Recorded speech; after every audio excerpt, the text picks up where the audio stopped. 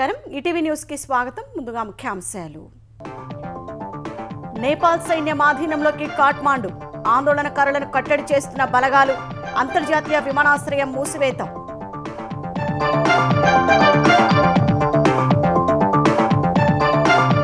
ఉపరాష్ట్రపతి ఎన్నికలో విపక్ష ఎంపీల క్రాస్ ఓటింగ్ ఎన్డీఏ అభ్యర్థికి పెరిగిన మెజార్టీ వికసిత్ భారత్ లక్ష్యంతో పనిచేస్తానన్న రాధాకృష్ణన్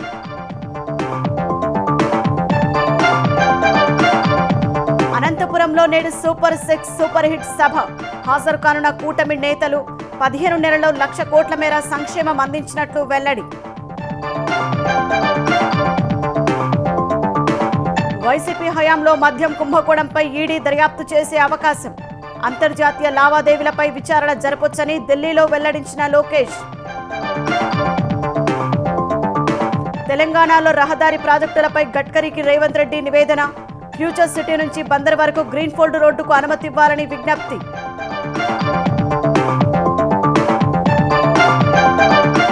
ఫార్ములా ఈ రేసులో క్విడ్ ప్రోకో బీఆర్ఎస్ కు 44 కోట్లు సమకూరినట్లు ఏసీబీ ఆరోపణ కేటీఆర్ విచారణకు అనుమతి కోరుతూ తెలంగాణ ప్రభుత్వానికి లేఖ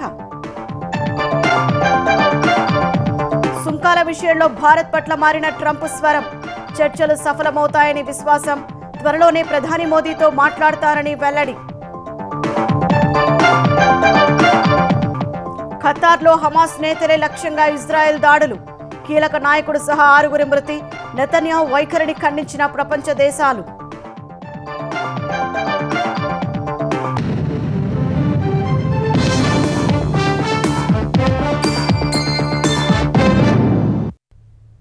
ప్రభుత్వ వ్యతిరేక ఆందోళనలతో అట్టుడుకుడుతున్న నేపాల్ రాజధాని కాఠ్మాండును ఆ దేశ సైన్యం తన ఆధీనంలోకి తీసుకుంది త్రిభువన్ అంతర్జాతీయ విమానాశ్రయాన్ని పాక్షికంగా మూసివేసింది ఫలితంగా విమాన సేవలు నిలిచిపోయాయి సెక్రటేరియట్లోకి ప్రవేశించిన ఆందోళనకారులను ఖాళీ చేయించిన సైన్యం భవనాన్ని తన ఆధీనంలోకి తీసుకుంది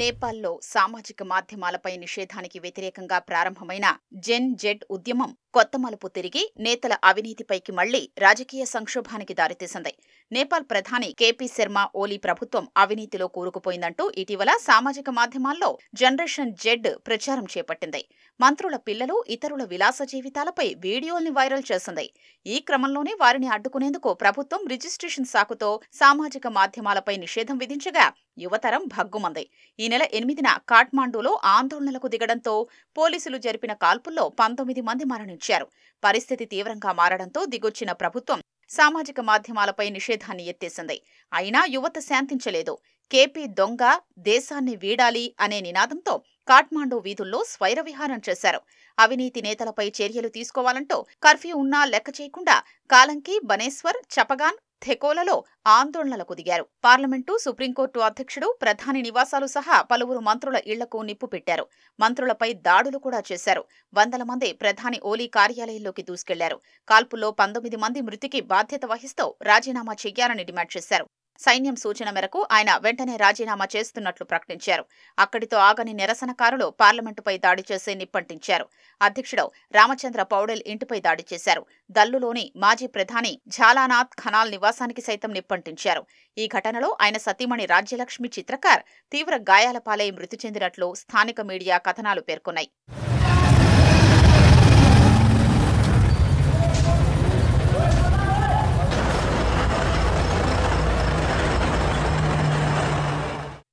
కాఠ్మాండులో పరిస్థితులు చేయి దాటిపోవడంతో నేపాల్ సైన్యం రంగంలోకి దిగింది నగరాన్ని మొత్తం తమ ఆధీనంలోకి తీసుకుంది కాఠ్మాండులోని త్రిభువన్ అంతర్జాతీయ విమానాశ్రయాన్ని ఆధీనంలోకి తీసుకుంది ఆందోళనకారులు విమానాశ్రయ ప్రాంగణంలోకి ప్రవేశించేందుకు యత్నించగా సైనికులు అడ్డుకున్నారు ఆందోళనల నేపథ్యంలో విమాన సర్వీసుల్ని అధికారులు పాక్షికంగా నిలిపేశారు కాఠ్మాండులోని సెక్రటేరియట్లోకి ప్రవేశించిన ఆందోళనకారుల్ని ఖాళీ చేయించిన సైన్యం భవనాన్ని తమ ఆధీనంలోకి తీసుకుంది ప్రఖ్యాత పశుపతినాథ్ ఆలయ ప్రాంగణంలోని ద్వారాల్ని పగులగొట్టేందుకు కొందరు ఆకతాయిలు ప్రయత్నించగా సైనికులు అడ్డుకున్నారు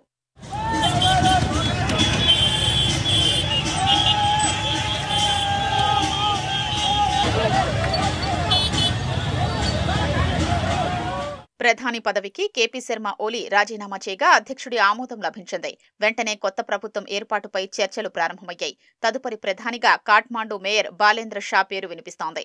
ప్రజలు ఆయన్ను బాలెన్ గా పిలుస్తుంటారు. ఇటు నేపాల్కు విమాన సేవల్ని నిలిపివేస్తున్నట్లు Air India, IndiGo, SpiceJet సంస్థలు ప్రకటించాయి. మంగళ, బుధవారాల్లో ఢిల్లీ నుంచి కాఠ్మండుకు విమాన సర్వీసులు రద్దు చేసినట్లు వెల్లడించాయి. నేపాల్ ఎయిర్లైన్స్ సైతం ఢిల్లీ నుంచి కాఠ్మాండు సర్వీసుల్ని రద్దు చేసింది. నేపాల్లో అస్థిరత నెలకొన్న వేళ కేంద్రం అప్రమత్తమైంది. మంగళవారం రాత్రి ప్రధాని నరేంద్ర మోదీ అధ్యక్షతన సమావేశమైన భద్రతా వ్యవహారాల కేబినెట్ కమిటీ నేపాల్లో స్థిరత్వం, శాంతి, సౌభ్రాతృత్వాలకు పిలుపునిచ్చింది. ఇది భారత్కు ఎంతో అవసరమని స్పష్టం చేసింది. నేపాల్లో హింస చెలరేగి 19 మంది చనిపోవడం తన హృదయాన్ని గాయపరిచిందని ఈ సందర్భంగా ప్రధాని మోదీ పేర్కొన్నారు. నేపాల్ ప్రజలు శాంతికి మద్దతుగా నిలవాలని విజ్ఞప్తి చేశారు. ఉపరాష్ట్రపతి ఎన్నికల్లో ఊహించిన దానికంటే ఎక్కువ ఓట్ల మెజారిటీతో ఎన్డీఏ అభ్యర్థి రాధాకృష్ణన్ విజయం సాధించారు. ప్రతిపక్షం నుంచి క్రాస్ ఓటింగ్ కారణంగా 152 ఓట్ల తేడాతో ప్రత్యర్థి జస్టిస్ సుదర్శన్ రెడ్డిపై గెలుపొందారు. రాధాకృష్ణన్కు 452 ఓట్లు రాగా జస్టిస్ సుదర్శన్ రెడ్డికి 300 ఓట్లు మాత్రమే పడ్డాయి. రాధాకృష్ణన్కు ప్రధాని మోదీ సహా పలువురు కేంద్ర మంత్రులు, ఎన్డీఏ పక్షాల నేతలు శుభాకాంక్షలు తెలియజేశారు.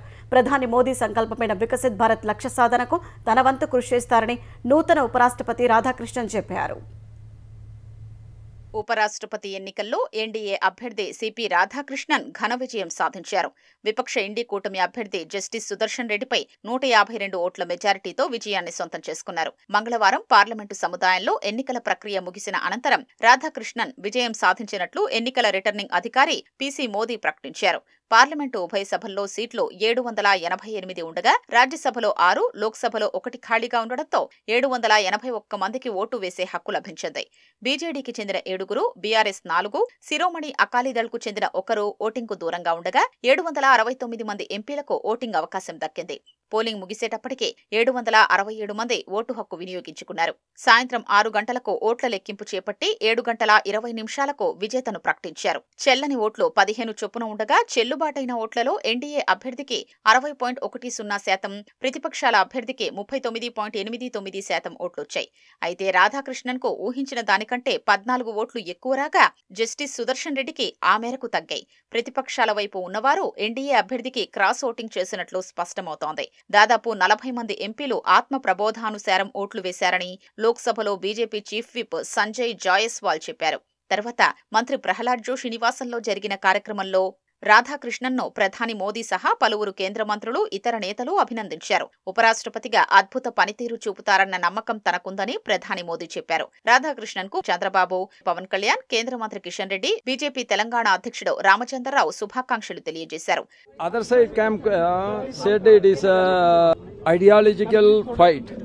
But from the voting pattern we understand the nationalistic ideology as overwhelmingly victorious. We have to develop Viksit Bharat by 2047 means we should not do politics in everything. Once the election is over, we have to forget the politics and we have to concentrate on the development. I'll try my best for the development of this nation. In democracy, ruling party as well as opposition, both are important. The interest of the democracy will be taken into account. Every post is important, but every post has its own limitations. We have to understand that and we have to work within that framework. తనకు అభినందనలు తెలిపిన రాష్ట్రపతి, ప్రధాని, ఇతర నేతలకు రాధాకృష్ణన్ కృతజ్ఞతలు తెలిపారు. ఎన్నికల్లో ఓటమిని వినమ్రంగా అంగీకరిస్తున్నట్లు విపక్షాల అభ్యర్థి జస్టిస్ సుదర్శన్ రెడ్డి తెలిపారు. ఎన్నికల్లో విజయం వల్ల మాత్రమే ప్రజాస్వామ్యం బలోపేతం కాబోదన్న ఆయన సమాలోచన, సంభాషణ, భాగస్వామ్యం, భేదాభిప్రాయ వ్యక్తీకరణ వంటి అంశాలు ప్రజాస్వామ్యాన్ని సుదృఢం చేస్తాయని పేర్కొన్నారు. ఫ్యూచర్ సిటీ నుంచి అమరావతి మీదుగా బందర్ పోర్టు వరకు 12 వరుసల గ్రీన్ఫీల్డ్ రహదారి నిర్మాణానికి వెంటనే అనుమతులు మంజూరు చేయాలని ముఖ్యమంత్రి రేవంత్ రెడ్డి కేంద్ర రహదారులు, రవాణా శాఖ మంత్రి నితిన్ గడ్కరీకి విజ్ఞప్తి చేశారు. ఢిల్లీలో గడ్కరీని కలిసిన సీఎం తెలంగాణలో పలు జాతీయ రహదారుల నిర్మాణం, అనుమతులు, పనుల వేగవంతంపై చర్చించారు. హైదరాబాద్ రీజనల్ రింగ్ రోడ్డు ఉత్తర భాగం 90% భూసేకరణ పూర్తయిందని, వెంటనే ఆర్థిక, కేబినెట్ అనుమతులు ఇచ్చి పనులు ప్రారంభించాలని కోరారు. శ్రీశైలంతో హైదరాబాద్ను అనుసంధానించే బండనూర్ శ్రీశైలం రహదారి అమ్రాబాద్ టైగర్ రిజర్వ్ పరిధిలో ఉందని, అందువల్ల 4 వరుసల ఎలివేటెడ్ కారిడార్ నిర్మాణానికి అనుమతులు మంజూరు చేయాలని సీఎం కోరారు. రావిర్యాల, ఆమనగల్లు, మండనూరు 4 వరుసల గ్రీన్ఫీల్డ్ రహదారి నిర్మించాలని విజ్ఞప్తి చేశారు. హైదరాబాద్, మంచిర్యాల మధ్య ఉన్న రాజు రహదారిపై వాహన రద్దీ దృష్ట్యా నూతన గ్రీన్ఫీల్డ్ రహదారిని మంజూరు చేయాలని కోరారు. సిఆర్ఐఎఫ్ కింద 868 కోట్లతో ప్రతిపాదించిన రహదారుల పనులకు ఆమోదం తెలపాలన్న విజ్ఞప్తులకు గడ్కరీ సానుకూలంగా స్పందించినట్లు సీఎం కార్యాలయం తెలిపింది. Future city, Amaravati Bandar port greenfield రహదారికి సంబంధించి అధికారులను హైదరాబాద్ పంపుతామని, ఈ అంశంపై ఈ నెల 22న హైదరాబాద్లో సమీక్ష నిర్వహిస్తామని గడ్కరీ తెలిపారని సీఎంఓ పేర్కొంది. రేవంత్ రెడ్డి ఈ ఉదయం రక్షణ మంత్రి రాజ్నాథ్ సింగ్ను కలవనున్నారు. ఫార్ములా ఈ రేస్ వ్యవహారంలో క్విడ్ ప్రోకో కోణం ఉన్నట్లు తెలంగాణ ఏసీబీ నిర్ధారణకు వచ్చింది. 9 నెలల దర్యాప్తులో ఈ విషయాన్ని గుర్తించింది. హైదరాబాద్లో ఈ రేస్ నిర్వహణ క్రమంలో హెచ్ఎండిఏకు 75.88 కోట్ల నష్టం వాటిల్లగా ఫార్ములా ఈ ఆపరేషన్స్ సంస్థ 46 కోట్లు లబ్ధి పొందినట్లు ఏసీబీ అంచనా వేసింది. ఈ నేపథ్యంలో క్విడ్ ప్రోకో కింద 44 కోట్ల విలువైన ఎలక్టోరల్ బాండ్లు బీఆర్ఎస్కు సమకూరినట్లు ఏసీబీ ఆరోపిస్తోంది. ఈ నేపథ్యంలో కేటీఆర్తో పాటు ఇతర నిందితులపై అభియోగాల నమోదుకు అనుమతినివ్వాలని ఏసీబీ అధికారులు ప్రభుత్వానికి లేఖ రాశారు. యూకే చట్టాల ప్రకారం నమోదైన ఫార్ములా ఈ ఆపరేషన్స్ ఎఫ్ఈఓ హైదరాబాద్లో ఫార్ములా ఈ రేస్ 9 నుంచి 12 సీజన్లను నిర్వహించాలని నిర్ణయించింది. ఈ మేరకు స్పాన్సర్ ఏస్ నెక్స్ట్ జెన్ ప్రైవేట్ లిమిటెడ్ పురపాలక శాఖతో 2022 అక్టోబర్ 25న త్రైపాక్షిక ఒప్పందం కుదుర్చుకుంది. అయితే 9వ సీజన్ ముగిశాక ఎఫ్ఈఓ స్పాన్సర్ ఏస్ నెక్స్ట్ జెన్ మధ్య విభేదాలతో సీజన్ 10 నిర్వహణకు ఆటంకాలు ఎదురయ్యాయి. తొలి సీజన్ నిర్వహణ క్రమంలో ఏస్ నెక్స్ట్ జెన్కు 165 కోట్ల మేర నష్టం వాటిల్లడంతో ముందుకెళ్లలేమని ఆ సంస్థ చేతులు ఎత్తేసిందని ఏసీబీ లేఖలో తెలిపింది. తొలి ఒప్పందం ప్రకారం మిగిలిన 3 సీజన్ల నిర్వహణ క్రమంలో ఆ సంస్థ సుమారు 600 కోట్లు చెల్లించాల్సిన అవసరం ఏర్పడిందని పేర్కొంది. ఆ సంస్థకు ఈ భారాన్ని తప్పించేందుకే కేటీఆర్ ప్రణాళిక రచించారని, ఫలితంగా ప్రభుత్వంపై సుమారు 600 కోట్ల భారం పడిందని ఏసీబీ పేర్కొంది.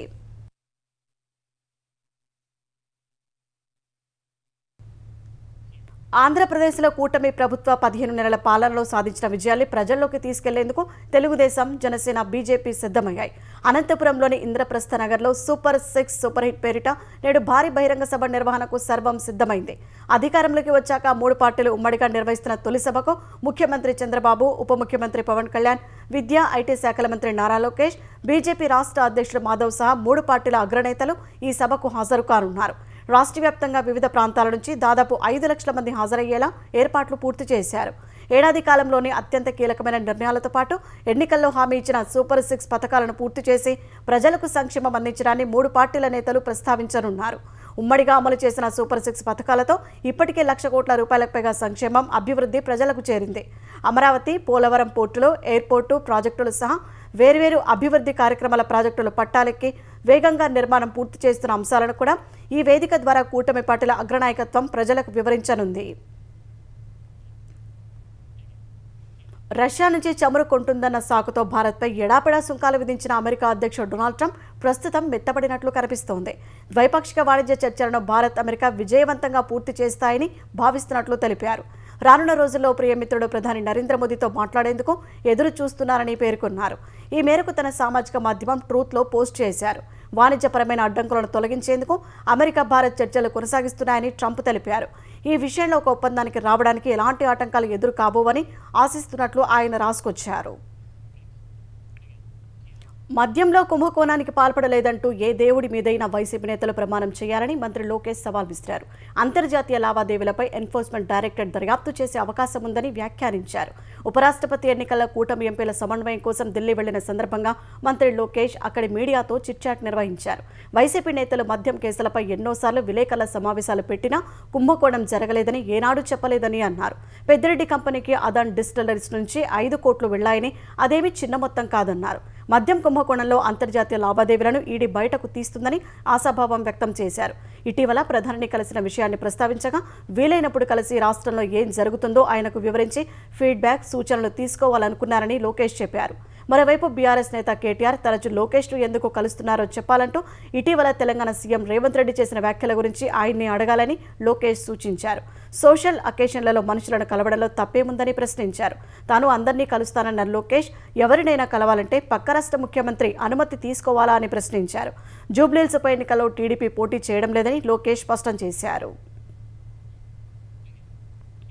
ముఖ్యమంత్రి చంద్రబాబు అనని మాటలు అన్నట్లుగా నకిలీ వీడియో సృష్టించి సామాజిక మాధ్యమాల్లో వైరల్ చేస్తున్న వారిపై సిఐడిలోని సైబర్ నేరాల విభాగం కేసు నమోదు చేసింది. అధిక మోతాదులో పురుగు మందులు, యూరియా వినియోగం ఆరోగ్యానికి హానికరమని, దీన్ని తగ్గించాలని రైతులకు సూచిస్తూ చంద్రబాబు ఇటీవల మాట్లాడారు. అయితే కొంతమంది ఆ వీడియో డౌన్లోడ్ చేసి డీప్ ఫేక్ టెక్నాలజీతో చంద్రబాబు అనని మాటలు అన్నట్లుగా నకిలీ వీడియో సృష్టించారు. CBN warning to AP farmers, జైల్లో వేస్తామనే శీర్షికతో ఆ ఫేక్ వీడియోను ఫేస్బుక్, ఇన్స్టాగ్రామ్, ఎక్స్ సహా వివిధ సామాజిక మాధ్యమ వేదికల్లో విస్తృతంగా వైరల్ చేస్తున్నారు. దీనిపై తెలుగుదేశం మైనార్టీ సెల్ అధ్యక్షుడు షేక్ మస్తాన్ వలి ఇచ్చిన ఫిర్యాదు ఆధారంగా కేసు నమోదైంది. సీఎం పేరిట ఫేక్ వీడియోలు సృష్టించి వ్యాప్తి చేస్తున్న వారిపై పలు సెక్షన్ల కింద కేసు నమోదు చేశామని సైబర్ క్రైమ్ ఐజీ రవికృష్ణ తెలిపారు. నకిలీ వీడియోలు సృష్టించడం, పంపించడం, వాటిని షేర్ చేయడం చట్టరీత్యా నేరమన్నారు. అలాంటి వారు ఎక్కడున్నా పట్టుకుంటామన్న ఆయన వారిపై కఠిన చర్యలు తప్పవని హెచ్చరించారు. కోరలు పీకేసిన పాము కాటేస్తుందనే రీతిలో వైసీపీ తీరుందని ఆంధ్రప్రదేశ్ విద్యా, ఐటీ, ఎలక్ట్రానిక్స్ శాఖల మంత్రి నారా లోకేష్ మండిపడ్డారు. గత ఎన్నికల్లో వైసీపీ అనే విష సర్పం కోరలు జనం పీకేసిన ప్రతి క్షణము ఆ పార్టీ విషం కక్కుతూనే ఉందని ధ్వజమెత్తారు. యూరియా, ప్రభుత్వ పథకాల విషయంలో ఫేక్ వీడియోలు, ఫేక్ ప్రచారాలు, ఫేక్ ఆందోళనలను వైసీపీ క్రిమినల్స్ చేస్తున్నారని ఆగ్రహం వ్యక్తం చేశారు. ఒక ముఖ్యమంత్రి మీడియా ముఖంగా మాట్లాడిన మాటలనే ఇలా వక్రీకరించిన ఈ వైసీపీ విష సర్పాలను ఏం చేయాలని ప్రశ్నించారు. ప్రజలంతా ఇలాంటి ఫేక్ వీడియోల పట్ల అప్రమత్తంగా ఉండాలని సూచించారు. ఇందిరమ్మ ఇళ్ల నిర్మాణానికి సరఫరా చేసే ఇసుక విషయంలో అధికారులు నిర్లక్ష్యం వహించొద్దని తెలంగాణ రెవెన్యూ, గృహ నిర్మాణ శాఖ మంత్రి పొంగులేటి శ్రీనివాసరెడ్డి హెచ్చరించారు. ఖమ్మం జిల్లా కూసుమంచిలో పర్యటించిన ఆయన పలు అభివృద్ధి పనులకు శంకుస్థాపన చేశారు. తహసీల్దార్ కార్యాలయ ఆవరణలో ఇందిరమ్మ ఇళ్ల నిర్మాణం కోసం శాండ్ బజార్ను ప్రారంభించిన మంత్రి ఇసుక ట్రాక్టర్ను నడిపి ఇందిరమ్మ ఇళ్ల లబ్ధిదారులకు అండగా ఉంటారని హామీ ఇచ్చారు. ఇందిరమ్మ ఇళ్లకు టన్ను ఇసుకను 1100 రూపాయలకే ఇస్తున్నామని మంత్రి తెలిపారు. అధికారులు విధుల్లో అలసత్వం వహించినా, తప్పుడు పనులు చేసినా ఉద్యోగం నుంచే తొలగిస్తామని, ఏ స్థాయి ఉద్యోగి అయినా ఉపేక్షించేది లేదని స్పష్టం చేశారు. ఆ పేదోళ్ళ కళ నెరవేరాలనే ఆలోచనతో ప్రభుత్వం ఏదైతే ప్రతిష్టాత్మకమైన ఈ శాండ్ బజార్లు తెరిచిందో కేవలం ఇందిరమ్మ ఇళ్లే మెయిన్ వాళ్ళకి ఉపయోగపడే విధంగా ఈ స్కీము చిన్న తప్పు జరిగిందనుకున్నా కూడా ఏ ఆఫీసర్నైనా కూడా ఉపేక్షించను. చిన్న అధికారి నుంచి పెద్ద అధికారి దాకా ఎక్కడైనా తప్పు జరిగిందంటే ఈ స్పాట్ లోనే సర్వీస్ నుంచి రిమూవ్ చేస్తాను. కాబట్టి అది మైండ్ లో పెట్టుకొని అధికారులు పేదవాళ్ళకి మంచి చేసే ఈ కార్యక్రమానికి మీ సహకారం అందించాలని కోరుకుంటూ తెలంగాణ ఈగల్ బృందం ముంబై కేంద్రంగా సాగుతున్న అంతర్జాతీయ హవాలా రాకెట్ను ఛేదించింది. 24 ప్రత్యేక బృందాలు మహారాష్ట్ర, గుజరాత్, గోవా, ఢిల్లీ, రాజస్థాన్లో దాడులు నిర్వహించి 20 మంది హవాలా నిర్వాహకులను అరెస్టు చేశారు. వారి నుంచి 3,84,00,000 స్వాధీనం చేసుకున్నట్టు ఈగల్ డైరెక్టర్ సందీప్ షాండిలియా తెలిపారు. ఈ ఏడాది జూన్లో గోవాలో నైజీరియాకు చెందిన మ్యాక్స్వెల్ను ఈగల్ పోలీసులు అరెస్టు చేశారు. ఆ కేసు దర్యాప్తులో తొలిసారి డ్రగ్స్ ముఠాల హవాలా లింకులు బయటపడ్డాయి. మ్యాక్స్ వెల్ డ్రగ్ విక్రయించగా వచ్చిన డబ్బును 150 బ్యాంకు ఖాతాలకు చేరవేసినట్టు ఈగల్ ఫోర్స్ గుర్తించింది. ఇందుకు కమిషన్గా 68 లక్షలు సంపాదించినట్టు తేల్చారు. ఇదే కేసులో అప్పట్లోనే ముంబై హవాలా నిర్వాహకుడు ఉత్తమ్ సింగ్ను పోలీసులు అరెస్ట్ చేశారు. అతడిని విచారించి డ్రగ్స్ విక్రయాల సొమ్ము దేశం దాటకుండా కట్టడి చేసేందుకు 3 నెలలుగా 5 రాష్ట్రాల్లోని హవాలా ముఠాలపై నిఘా ఉంచి రాకెట్ను భగ్నం చేశారు. ముంబైలో ఉత్తమ్ సింగ్, చేతన్ మామానియా, దుర్గారాం, చేతన్ సింగ్, చంగల్లాల్ ముఠాగా ఏర్పడి హవాలా రాకెట్ నడిపిస్తున్నారని గుర్తించారు. ప్రధాన ఏజెంట్ ఉత్తమ్ సింగ్ గోవాలోని నైజీరియాల నుంచి వారానికి 2.1 కోట్ల నగదు సేకరించేవాడని కనుగొన్నారు. దానిని స్థానిక వ్యాపారులకు పంపిణీ చేసేవాడని గుర్తించారు. ముంబైలోని భరత్ కుమార్, చంగల్లాల్ అండ్ కంపెనీ నుంచి తీసుకున్న హవాలా నగదును చేతన్ సింగ్ నైజీరియన్ వ్యాపారులకు అందజేసేవాడని నిర్ధారణకు వచ్చారు. ఇలా ఇప్పటి వరకు 100 కోట్లు చేతులు మారినట్టు దర్యాప్తులో గుర్తించారు. గాజాలో కాల్పుల విరమణ కోసం అమెరికా చేసిన ప్రతిపాదనలపై చర్చించేందుకు ఖతార్ రాజధాని దోహాలో సమావేశమైన హమాస్ నేతలపై సమ్మిట్ ఆఫ్ ఫైర్ పేరుతో ఇజ్రాయెల్ వైమానిక దాడి చేసింది. ఈ దాడిలో హమాస్ కీలక నేత ఖలీల్ అల్ హయ్యా కుమారుడు సహా 6 మృతి చెందారు. మృతుల్లో తమ భద్రతా అధికారి ఒకరు ఉన్నారని ఖతార్ అంతర్గత మంత్రిత్వ శాఖ తెలిపింది. ఇజ్రాయెల్ జరిపిన దాడిలో తమ అగ్రనేతలెవరూ చనిపోలేదని హమాస్ పేర్కొంది. 5 చోటా నాయకులు మృతి చెందారని వెల్లడించింది. ఇజ్రాయెల్ దాడిని పిరికి చర్యగా ఖతార్ అభివర్ణించింది. అంతర్జాతీయ చట్టాలు, నిబంధనలను ఇది ఉల్లంఘించడమేనని ఆ దేశ విదేశాంగ శాఖ వ్యాఖ్యానించింది. ఇజ్రాయెల్ దుస్సాహసాన్ని సహించేది లేదని స్పష్టం చేసింది. అటు తమ వైమానిక దళం ఈ దాడి చేసిందని ఇజ్రాయెల్ సైన్యం తెలిపింది. ప్రధాని నెతన్యాహు కూడా దాడిని ధృవీకరించారు. దాడికి తమదే బాధ్యతని స్పష్టం చేశారు. ఇజ్రాయెల్ దాడిని ఐక్యరాజ్య సమితితో పాటు ప్రపంచ దేశాలు ఖండించాయి. ఇలాంటి అనూహ్య దాడులు చర్చల వాతావరణాన్ని దెబ్బతీస్తాయని ఆందోళన వ్యక్తం చేశాయి. వరదలతో అతలాకుతలమైన పంజాబ్కు ప్రధాని నరేంద్ర మోదీ 1600 కోట్ల ఆర్థిక సాయాన్ని ప్రకటించారు. మృతుల కుటుంబాలకు 2 లక్షలు, తీవ్రంగా గాయపడిన వారికి 50,000 ఎక్స్గ్రేషియా ఇవ్వనున్నట్లు తెలిపారు. తల్లిదండ్రులను కోల్పోయిన పిల్లలను పీఎం కేర్స్ ద్వారా ఆదుకుంటామని చెప్పారు. పంజాబ్లో మళ్లీ సాధారణ పరిస్థితులు నెలకొనేందుకు కేంద్రం తరపున సహాయ సహకారాలు అందిస్తామని హామీ ఇచ్చారు. పంజాబ్లోని గుర్దాస్పూర్లో ప్రధాని మోదీ వరదలపై సమీక్షించారు. పునరావాసం, సహాయక చర్యలపై అధికారులు మోదీకి వివరించారు. అనంతరం వరద బాధితులను కలిసి వారి సమస్యలను అడిగి తెలుసుకున్నారు. అంతకుముందు పంజాబ్లోని వరద ప్రభావిత ప్రాంతాల్లో ప్రధాని ఏరియల్ సర్వే చేశారు. వరదలతో ప్రభావితమైన వారికి సాయం చేసేందుకు యంత్రాంగం నిర్విరామంగా శ్రమిస్తోందని మోదీ ఎక్స్లో పోస్ట్ చేశారు. అటు వరదల ధాటికి 52 మంది మృతి చెందారని పంజాబ్ ప్రభుత్వం తెలిపింది. 191,000 హెక్టార్లలో పంటలకు నష్టం వాటిల్లిందని వెల్లడించింది. 20,000 కోట్ల సాయం అందించాలని కేంద్రాన్ని కోరింది. ఆసియా కప్ క్రికెట్ టోర్నీలో భారత జట్టు నేడు ఆతిథ్య యూఏఈతో తొలి మ్యాచ్ ఆడనుంది. డిఫెండింగ్ ఛాంపియన్ హోదాలో టోర్నీలో అడుగుపెడుతున్న భారత్ పసికున్న యూఏఈపై భారీ విజయం నమోదు చేయాలనే పట్టుదలతో ఉంది. సూర్యకుమార్ యాదవ్ నేతృత్వంలోని భారత్ దుబాయ్ పిచ్ స్పిన్నర్లకు సహకరించే అవకాశం ఉన్నందున 3 స్పిన్నర్లతో బరిలోకి దిగే అవకాశం ఉంది. ఈ టోర్నీలో 14న చిరకాల ప్రత్యర్థి పాకిస్తాన్తో మ్యాచ్ ఉన్నందున యూఏఈపై సరైన ప్రాక్టీస్ అద్దుకోవాలని సూర్యకుమార్ సేన భావిస్తోంది. ఇవాళ మ్యాచ్ రాత్రి 8 గంటల నుంచి జరగనుంది.